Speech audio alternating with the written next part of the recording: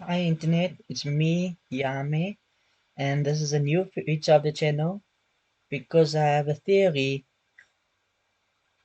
I'm pretty sure I can't finish that sentence without a copyright infringement. So, my theory, why do Among Us crewmates wear spacesuits all the time? Like really, all the time. We see when they swipe, no, well, not when they swipe their key card, when they take out their wallet, when they do the key card swipe, the photos were taken with it on, and there's a lot of theories that could be given, and I'll be giving over a few of them and trying to debunk them because I have a theory all of my own. The first thing is that we can debunk is because of plot convenience. Is that so the imposters could easily blend in with the crewmates. If that was the answer for this, it could be the answer to all the big questions we have, for all our theories, and where's the fun in that? Second, they're wearing hazmat suits. That is another theory that doesn't work. The Among Us game is theorized to be taking place in the distant future, and considering the spaces we have today, like the ones worn on the space stations currently orbiting Earth, well, they wear it when they leave. This is a quote taken from the NASA scientist. It's a hazmat suit, it's a dry suit, it's your own personal air conditioner while you're sitting in the spacecraft. So, spacesuits would be hazmat suits. So while it doesn't necessarily debunk the theory, it does mean that it's not the explanation we're currently looking for.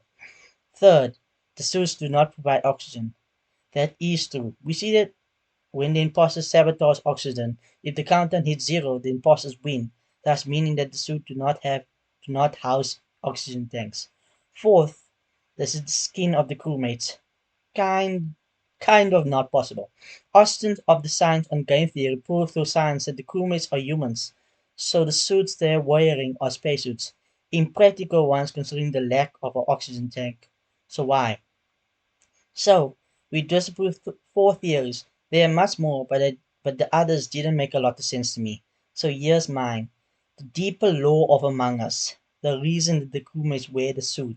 If you're wondering why it's the deeper lore, it's because it goes into not only the Among Us in space and the maps, but also the home planet, which is theoretically, if they are humans, Earth. How did I not know? Huh. So that's okay. Okay. When we open the wallets, we see a family photo, and everyone is wearing one of these suits.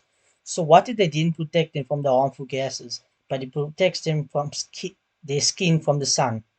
It seems like something stupid, but look at how hot the sun already is. Considering the crewmates are traveling into deep space, and the earliest that scientists theorize theoretically, yes, that is a thing, and it's really hard to type. But anyway, back to the point. Scientists theorize that in theory, humans could become a spacefaring race within 100 to 200 years. But of course, that is only traveling within our own galaxy, the Milky Way galaxy. We can see that the Among Us crewmates leave our galaxy and most likely are traversing the greater universe. So that means it has to be much further into the future. That's only a theory because it means humans would have to survive that long, not have any major conflicts or wars, and actually get through the 19. But it seems we're getting through this great photo after all. So why I think it's the sun, or at least the hit radiation given off by the sun. Yes, the hit radiation, because no matter how much humans evolve, everything is susceptible to heat. Everything can be killed with fire. Several no, yeah, viruses if you get it hot enough. Now proof. Like I said, a century or two is when we can start becoming a spacefaring race. So reasons. One, the engines. The engines of the ship would be giving off major heat, and since the crewmates are evolved from humans, who's that? Back to topic. It would mean that the heat of an engine would affect them. That would at least be sweating a little. So it seems that the suit protects them from that. But the second theory is much more theopractical, but more likely to be true since it affects us in real life. So we established that the manga takes place in the distant future, and we can assume the crewmates have been spacefaring for a while. So we can assume that at least a century has passed from now to the canon time, and maybe a millennia. So why the sun? Well, the Earth's atmosphere reflects the majority of the sun rays back into space, but the amount of greenhouse gases on the Earth has been increasing rapidly by a large 70% in the time between 1970 and 2004. But assuming how far into the future Among Us potentially takes place. What we need to know first is from what from what forms greenhouse gases. And the main gases responsible for the greenhouse effect include carbon dioxide, methane, nitrous oxide, and water vapor, which all occur naturally, and fluorinated gases, which is synthetic. Let's see with the last one, since this is one humans have control over. These gases are formed by multiple different devices such as freezers and aerosol cans. While we see human food on every Among Us map, so I'll assume they'll still need that, and I assume that they still use deodorant in the future. Poisons as well. Air poisons. They don't have bathrooms on the map, but wait, where do they go to the bathrooms on those things? A theory for another time. But assume they're still producing their own method that needs to be sprayed like you when you evacuate your bowels. Get it? It's a space thought. Evacuate like escaping the impossibles? Nothing? Okay. Next, the three other gases. Carbon dioxide. This is a long thing, but the TLDR is the carbon of the planet is continuously cycled between the atmosphere and the ocean. And when the water evaporates, more joins the atmosphere, increasing greenhouse gases. And when the carbon joins the ocean becomes more acidic. So there's another question. How poisonous is the ocean and water? Another idea for later. So that's the CO2.